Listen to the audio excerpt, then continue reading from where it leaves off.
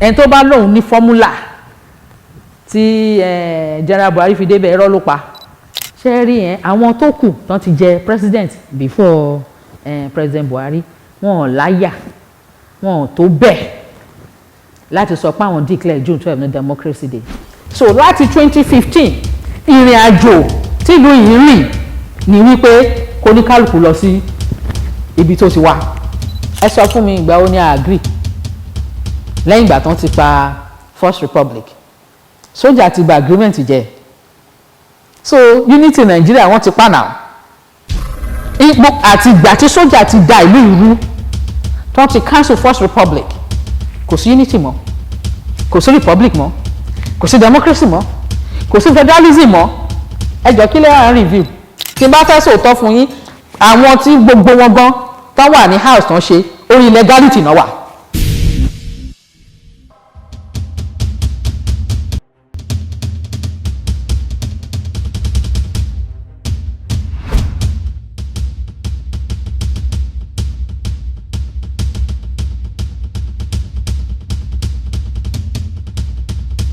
ṣẹ́rí yẹn mo sọ fún yín pé June 12 ó kọjá owó èèyàn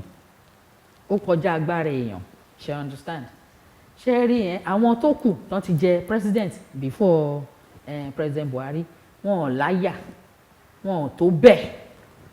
láti sọ pé àwọn declare June 12 ní Democracy Day àwọn náà mọ̀ pé the right thing ni o wọ́n mọ̀ pé the right thing but wọn ò lè ṣe é because àwọn tí wọn ò tiẹ̀ fẹ́ gbọ́ June 12 tí wọ́n pa Abiola tán rò pé àwọn ti pa June 12 yẹn gbogbo nǹkan ni wọ́n ṣe wọ́n fẹ́ lè ṣe announcement gan pé ẹ má pronounce MKO Abiola gan in fact mo rò wọ́n tẹ̀ máa fẹ́ ní kó má pronounce orúkọ èmi gan sẹ̀ torí mi ò jẹ́ kán gbádùn ti understand but ṣẹ́rí General Buhari gbà tó ṣe èmi fún ara mi tún release statement síta o wípé ó ṣe kì í ṣe pé òun ló ṣe Ọlọ́run ló ní láti ṣe but òun lè ṣe torí Fúlàní ni ṣe understand àwọn tó dẹ̀ ń pera wọn ní born to rule Fúlàní ni wọ́n so tó bá ṣe pé okay òun fẹ́ compensate in tó yẹ kó ṣe tí mo sọ pé ó yẹ kó padà sí June 12 1993 pé kò ṣe but òun wò pé at least òun recognize June 12 now òun dẹ̀ recognize Abiola ṣe understand ó ṣe yẹn mo kí dáadáa statement wà ń bẹ̀ mo dúpẹ́ lọ́wọ́ ẹ̀ wípé at least àwọn kún ò lè ṣe é ìwọ ṣe understand pé ìwọ ṣe torí Abdulsalam ìyẹn May 29 ó mọ̀ o pé June 12 a dẹ̀ sọ fún o má ṣe tó fẹ́ ṣe yìí o ó pa gíríbolẹ̀ ni àwọn náà wà nù di non-negotiable àwọn náà dẹ̀ náà dàrú àwọn náà ní jẹ́ ó tò àwọn Abdulsalam ni so General Buhari President Buhari in fact ó ṣe yẹn ó ṣàkíkanjú yẹn but then ṣe àpẹ́ àǹgbà tó ṣe àwọn tí wọ́n dúró pé kò ní díbẹ̀ ní àpẹ́ wọ́n máa dúró tì náà ni ẹ jọ ìtumọ̀ democracy jàre ṣebí the government of the people by the people for the people nǹkan tó ń jẹ́ bẹ́ẹ̀ nìyẹn ìjọba àwọn èèyàn ṣá tí agbára wà lọ́wọ́ aráàlú òun ló ń jẹ́ democracy àbí bẹ́ẹ̀ kọ́ so ngbà tó di pé à ń pe democracy day ṣé ní èní yìí tá à ń sọ̀rọ̀ yìí ṣé agbára wà lọ́wọ́ aráàlú níbo ni agbára ti yọ sí aráàlú sìn òun ni mo ṣe ń sọ fún yín pé June 12 ẹ̀ ó ju bẹ́ẹ̀ yẹn lọ ṣe I understand so aráàlú fúnra ara wọn kó fojú ara wọn wò.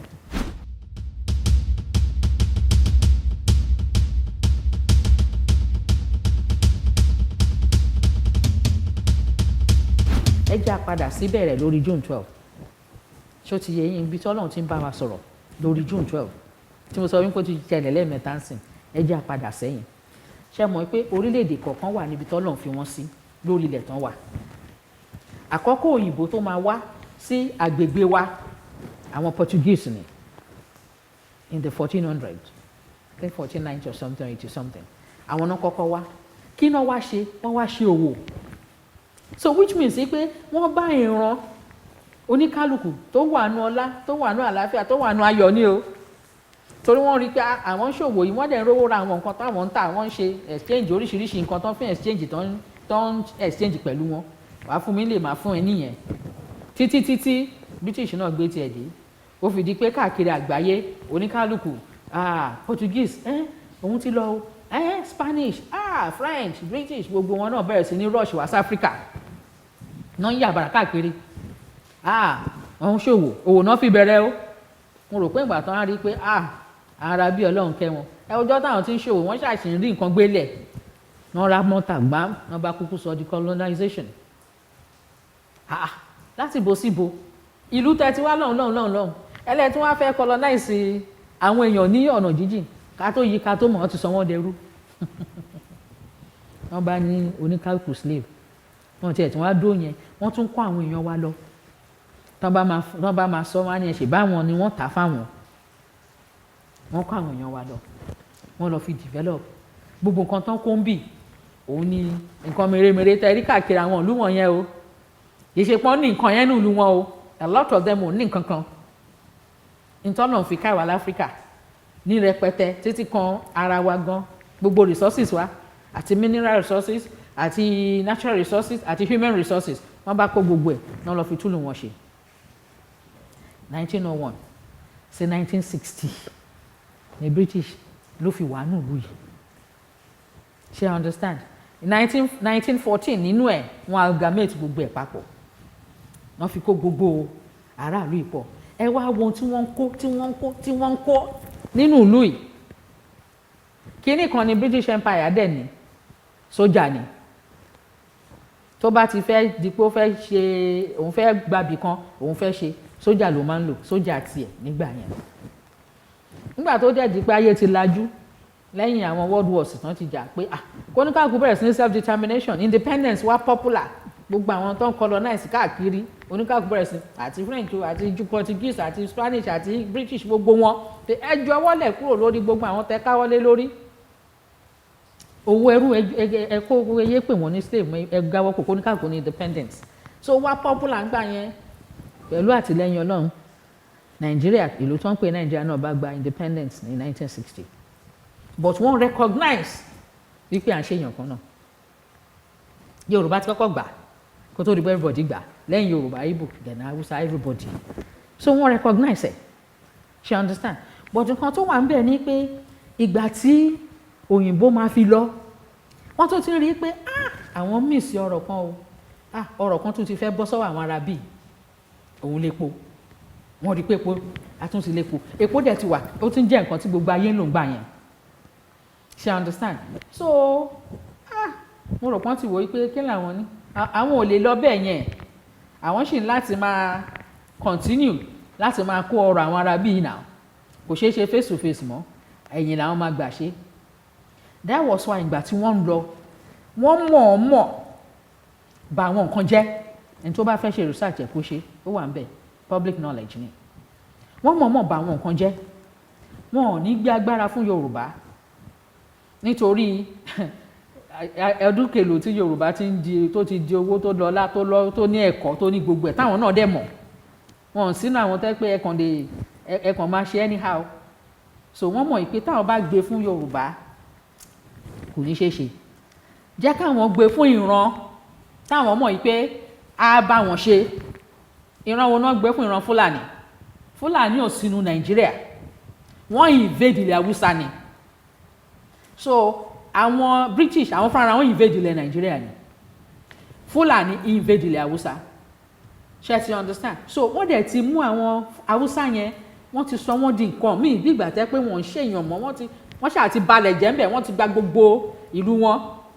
wọ́n ti di caliphate tí ó ti ń sìn emir bí sultan bí emir bí gbà lọ́wọ́ Haúsá gbalẹ̀ gbẹ̀ yẹn gbogbo nǹkan wọn náà gbà so àwọn ti wá ń wò ó pé òkè àṣẹ àti capture òkè lọ́hùn ẹ ti gbalẹ̀ Haúsá ẹ̀yin máa ṣe lò so south yẹn nìkan ló kù àwọn á máa lò yín against wọn yẹn àwọn ọmọ báwọn ṣe fẹ́ ṣe.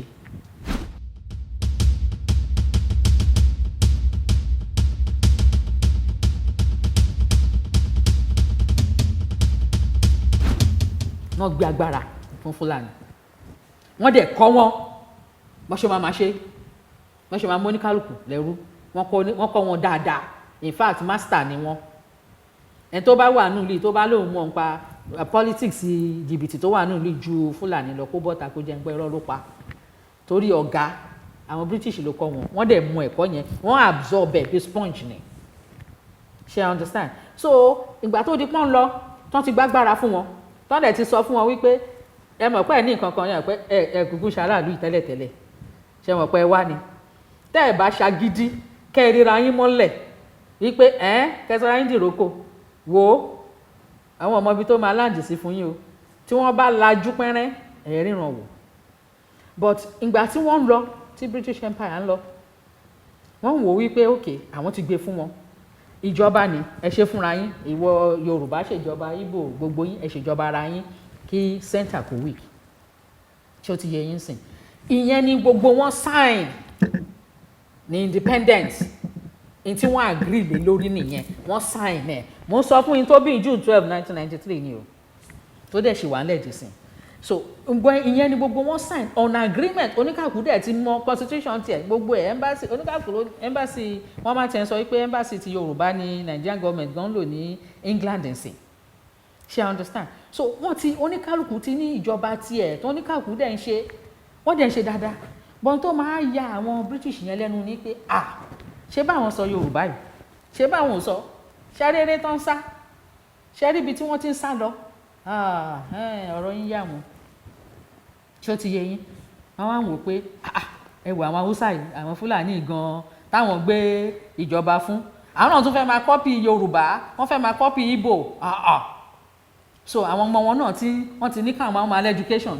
kí ló tún ṣe Sàùdánà ilé Amadu Bello, agbágbára fún yín, Tafawa Balewa náà tún fẹ́ máa empower àwọn èèyàn yín. Ok gbogbo yín àpapọ̀ yín serious, ṣó ti yé yín. Àtẹ̀yìn náà gbé military dìde, àwọn non-train àwọn military ìlú yìí, àwọn non-train wọn kí dẹ̀ non-train wọn fún interest ti wọn, kò tí yé yín. Ẹ wo kinní kan o, mo fẹ́ kẹ́ note nǹkan kan, ẹ mú dání,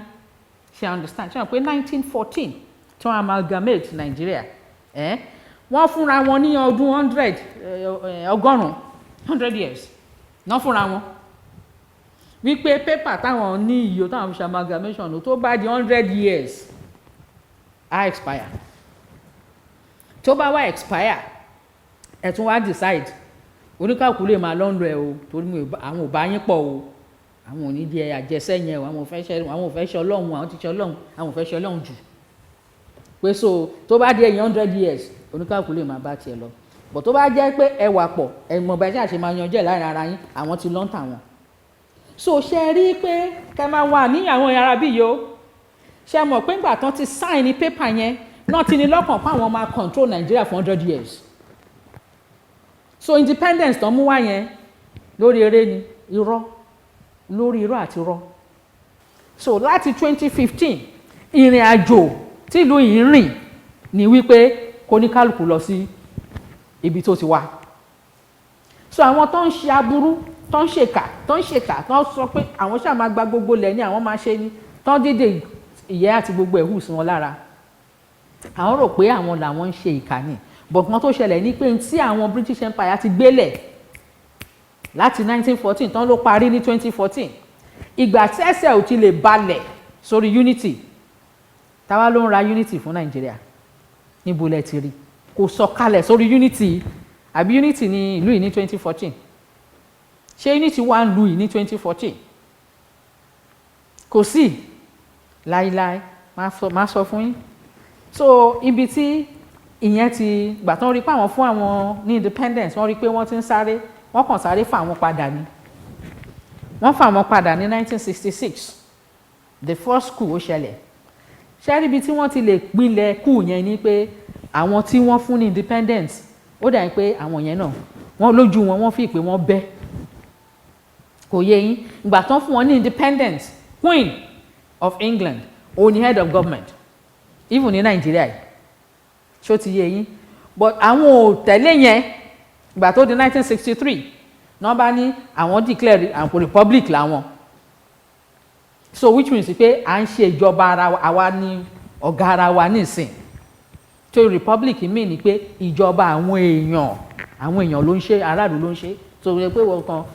máa ní head government yẹn Queen of England, ṣébí yẹn ní England ó tún ní Nàìjíríà. so mo rò pé ibi tí wọ́n ti kọ́kọ́ ṣẹ̀ wọ́n nìyẹn tí wọ́n mọ̀ yìí pé so ẹ tiẹ̀ ti lajú gan ẹ tún fúnra yín ní republic ẹ̀yin republic ní ok gbà tó máa di 66 ìjáde kínní kan weapon mẹ́ta ni British Empire máa ń lò àkọ́kọ́ military ni ìkejì poverty ìkẹta divide and rule ṣẹ́rí mẹ́tẹ̀ẹ̀ta yẹn wọ́n mọ̀ lò wọ́n ń lò bàjẹ́.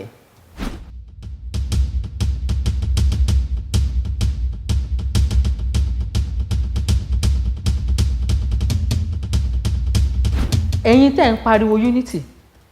ẹ̀yin tẹ́ ń pariwo pé ẹ̀ ń protect ìlú interest ìlú integrity ìlú lẹ́ ń ṣe ẹ jọ̀ọ́ bo ní integrity wà nínú tá à ń sọ yìí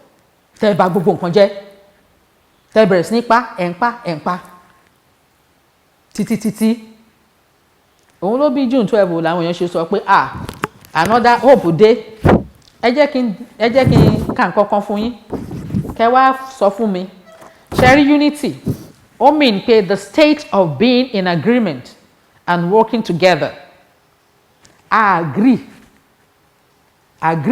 agreement ẹ sọ fún mi ìgbà wo ni agree lẹ́yìn ìgbà tán ti pa First Republic sójà ti bà agreement jẹ́ so unity Nigeria wọ́n ti pa now so the agreement is null and void ìgbà tí sójà ti lè dé tó ti ní high general colonel lieutenant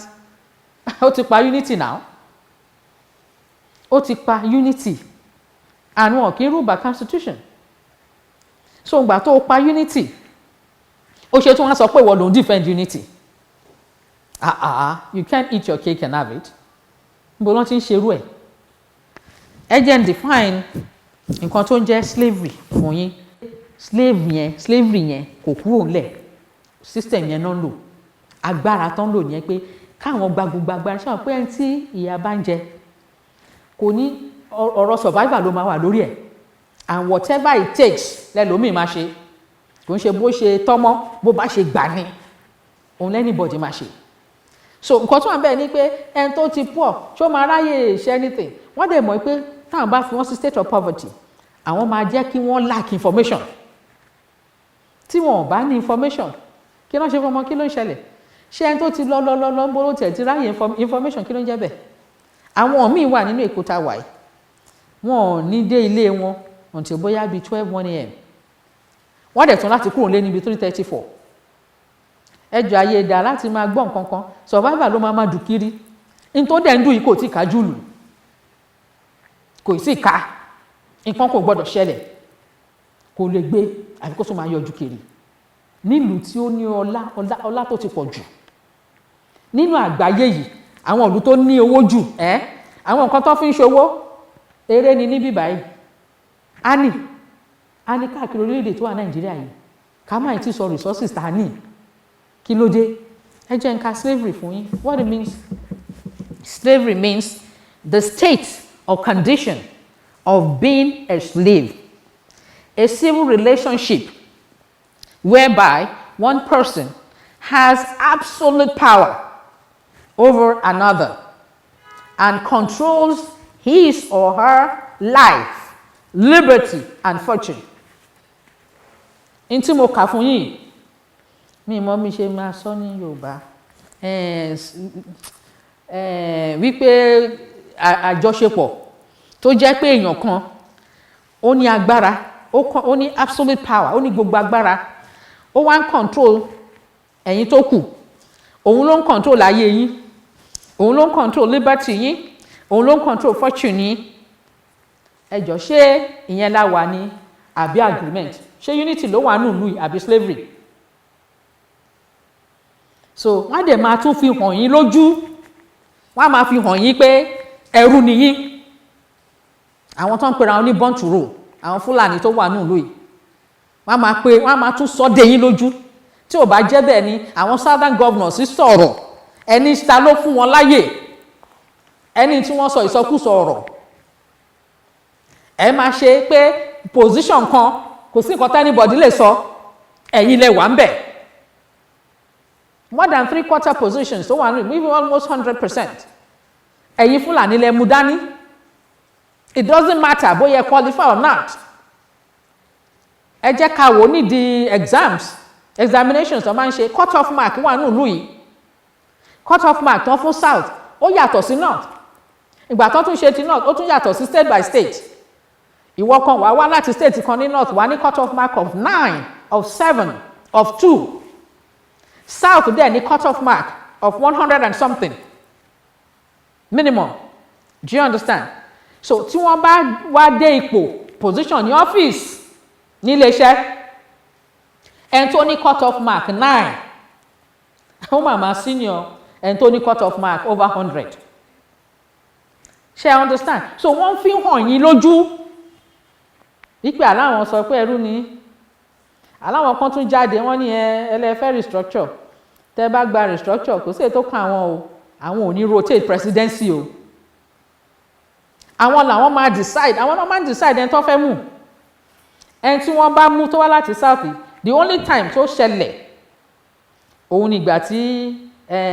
bàbá Ọbásanjọ́ tó wà ní èkejì Muritala nígbà tó pa Muritala ló fi bọ́ bẹ́ẹ̀ o pẹ̀lú ẹ̀ náà bàbá Ọbásanjọ́ mọ̀nà kò gbọ́dọ̀ má ṣe tiwọn ní tí wọ́n bá sọ ni torí agbára tó ń lò inú bíi ní kankan náà ti ń lò láti ta náà ti ń lò. Ṣé I understand? Paper táwọn yẹn mú dání for 100 years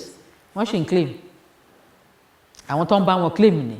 ẹ jí owó nùlù ẹ máa lọ gbé fún wọn nígbà yẹn wọn mọ̀ pé jí wá o tó bá dojú gba tó bá di ojú gbagadì àbí tí wọ́n máa ń sọ ẹ wá ní looted fund ẹ dá padà tó bá tún dá padà ẹ tún ní rí. So wọ́n ti fi sí orí àwọn yẹn wípé òun ní absolute power ẹ gba gbogbo agbára gbogbo aráàlú ilẹ̀ wọn ayé wọn gbogbo ẹ gbà no respect for human rights ẹ̀dẹ̀ ní ẹni democracy kí ló ń jẹ́ bẹ́ẹ̀ one of the first rule ẹ̀ ó ní respect for human rights o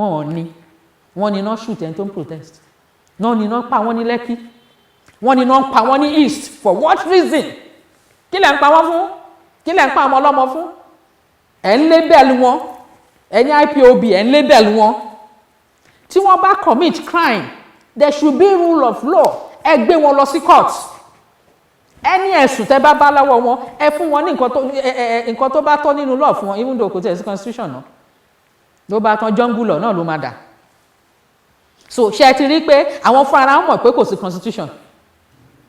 àwọn fúnra wọn ò respect constitution lẹ́ṣẹ̀ lè lọ sí territory kan ẹni governor kan pè é ṣé iṣẹ́ sójà nìyẹn.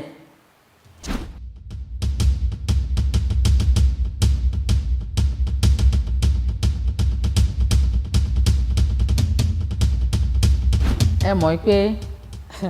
constitution 1999 kò ṣẹ̀yìn wa ìgbà tá a fa ọ̀rọ̀ June 12 òun náà gbé fake dé ṣe I understand so as far as I'm concerned kí lẹ ṣe fẹ́ review tí ò rí ṣe I understand kí lẹ ń review lára gbogbo tá à ń sọ iná rèé o wọ́n ṣàfẹ́ dúró lórí pé àwọn máa máwọn èèyàn lẹ́rú ni àfikún wà lóko ẹrú kí lẹ ń review kí ló wà nú ẹ tẹ́ fẹ́ review a ní nǹkan ò dáa nǹkan ò dáa rárá kò ṣeé lò a ní constitution tí gbogbo wa máa jókòó tá máa sọ̀rọ̀ tá máa sọ àṣà ń ṣe ìran kan orílẹ̀-èdè oríṣiríṣi ni wà náà tí gbogbo wa máa jókòó ní free will gidi tá máa choose tẹ́ pé tá bá dé conference yẹn àkọ́kọ́ question ẹ̀yin wo lẹ sì fẹ́ dúró ṣe fẹ́ sì dúró àbẹ́ ń lọ káwọn kan ní àwọn lọ ok kò sí wàhálà a ṣe referendum tí yín o bóyá ẹ̀ ń lọ ok àwa tó kù ta fẹ́ dúró ká dúró ṣé understand so kí ni àwọn review kí náà review irọ́ lórí irọ́ ṣé ẹ lè fi irọ́ wẹ̀rọ ni a ní nǹkan ò dáa ẹ wá lẹ fẹ́ review ẹjọ́ kí lẹ̀ ń review ṣé mọ̀ tá a bá ń sọ̀rọ̀ legality do you understand tá a bá ní ká sọ̀rọ̀ legality ìlú yìí ṣé mọ̀ pé mo sọ fún ìgbà tó máa land kò land lórí unity orí illegality náà wà o ó dẹ̀ yẹ kí international community kó look into it it is time for them to look into it because they need to realize pé Nigeria ò kì í ṣe one nation it is not Nigeria ò ṣe one nation many nations bí ká máa ní Commonwealth of Nations òun ní Nàìjíríà náà ó dẹ̀ ká ní equal respect fúnra wa ní so ìgbà tí wọ́n kàn bá kọ constitution tó jẹ́ pé ẹ̀ ń rọlẹ̀ over wa láti gba òyìnbó wọ́n ti ń yí nǹkan pé constitution náà yí mọ́ra wọn lọ́wọ́ nǹkan tó jẹ́ main issue constitution yìí ni pé gbogbo tó jẹ́ tó ní kálukú àwọn gbà lọ́wọ́ yín o èèyàn kan ní control over it that's what it is nǹkan tó wà ń bẹ̀ nìyẹn ẹ dẹ̀ ti mú gbogbo nǹkan ti bàjẹ́ so ẹ jọ kí lẹ fẹ́ rí ìbímbo lẹ ti fẹ́ bẹ̀rẹ̀ lórí kí lẹ gbélé irọ́ àti irọ́ lára wọ́n ti ṣẹ́rí nǹkan tó ṣẹlẹ̀ ní pé internationally àwọn náà rí pé ariwo ti ń pọ̀ so bóyá káwọn sáré káwọn níyẹn àwọn ti ṣe constitutional review tí n bá fẹ́ sòótọ́ fún yín àwọn tí gbogbo wọn gan tán wà ní house tán ṣe orí legality náà wà orí legality náà wà màá sọ ìdí fún yín ni pé number one constitution tán fi dúró kò ń ṣe real fake ni so ìgbà tó dẹ̀ jẹ́ pé ẹ bá ní gbogbo nǹkan ẹgbẹ́ nǹkan lórí irọ́ so gbogbo irọ́ ni now àwọn fúnra ara wọn constitution tán gbẹ́sẹ̀ lé lórí kò ń ṣe déédéé number one number two kẹ́ tó lè ní nǹkan tó ń pè ní democracy or republic táyà ń pera yín ẹ láti ní free and fair election tí ó dẹ̀ ti ṣẹlẹ̀ láti gba Abdulsalam àtìgbà tí Abdulsalam tó ti gbé ìjọba ilẹ̀ kò tí ì ṣẹlẹ̀ so kí là ń sọ wípé wọn ní any legitimate right yes àwọn èèyàn ń jáde wọ́n ń sọ pé ok wọ́n ń dìbò wọ́n ń ṣe wọ́n máa ní no turnout all the time àwọn èèyàn àyẹ̀tẹ̀ bá gbẹ́ lómi alóhùn ti dìbò láti June 12 1993 ìgbà tó tún di ti 2015 fún President Buhari náà jáde fún that was why àtẹ́ pé gbogbo ẹni tó jáde ní party yẹn náà ṣàkóso dìbò fún so what are we talking about ipò àti ìgbà tí sójà ti da ìlú ìrú tó ti cancel First Republic kò sí unity mọ́ kò sí republic mọ́ kò sí democracy mọ́ kò sí federalism mọ́ ẹ jọ kí lẹ ń review kí lẹ ń review fún àárín gbogbo wa tá mọ̀ pé àkínṣe kankan náà kí lẹ ń review fún wa ṣé dandan ni kò sí by force bẹ́ẹ̀ o.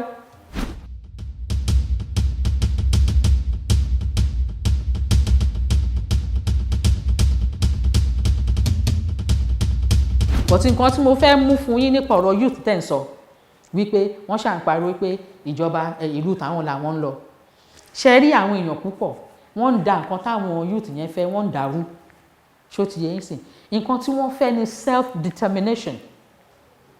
ṣó yé yín àwọn dẹ̀ ń sọ wọ́n sì sídìí ní wọ́n ṣe kinní kan ni wọ́n ń padà Nàìjíríà lójú kí ló ń jẹ́ bẹ́ẹ̀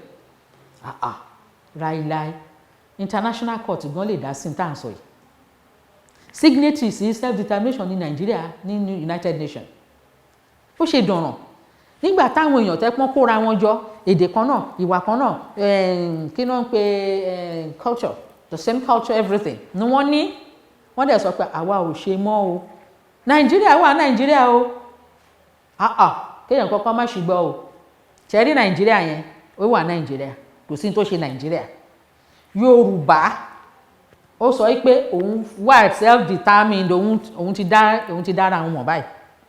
ṣé oyè yín sìn òun ti mọra òun dáadáa òun wá padà lọ sílẹ̀ Yorùbá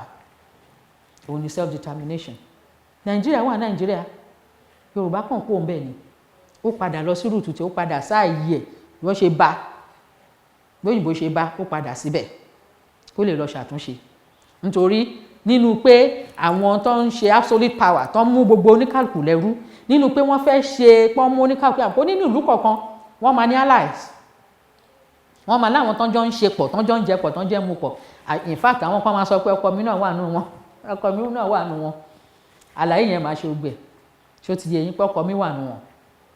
ṣó ti yé yín sìn so àwọn tí wọ́n ní tí wọ́n jọ ń ṣe ní ìlú kọ̀ọ̀kan ṣé ọmọ pẹ́ lòmíì òun máa ṣe dáadáa irú Abíọ́lá sàn ṣe dáadáa ẹlòmíì wà tẹ́ pé òun tiẹ̀ ó ní tó ń ṣe nínú ìlú so àìmọye nǹkan tán ti ìlú tán ti bàjẹ́ in fact mo gbọ́ lẹ́nu èèyàn kan tó ní wọ́n sọ wípé mo kà á ní orí pé ó sọ wípé Yorùbá wo ló fẹ́ dá dúró nǹkan tó jẹ́ pé Yorùbá àwọn ọmọ ọ̀ta àwọn ọmọ ọ̀rá ìsà ni Yorùbá ti produce báwọn náà ṣe lè dá dúró ṣó yẹ kí Yorùbá sọ bẹ́ẹ̀ sí Yorùbá but lára nǹkan tí ìjọba fake unity táwọn sójà yìí ń ṣe tó dálẹ̀ nìyẹn o. So oníkálukú sì ń láti padà lọ sílùú ẹ̀ lọ heal land ẹ̀ kájọ lọ tún unity ara wa ṣe. tó yẹ ló ṣe jẹ́ pé táwọn náà bá tí Yorùbá bá lọ sìn àwa náà sì máa ní sovereign conference tiwa o kájọ bára wa sọ kó yéra wa pé nǹkan báyìí la fẹ́ ṣe.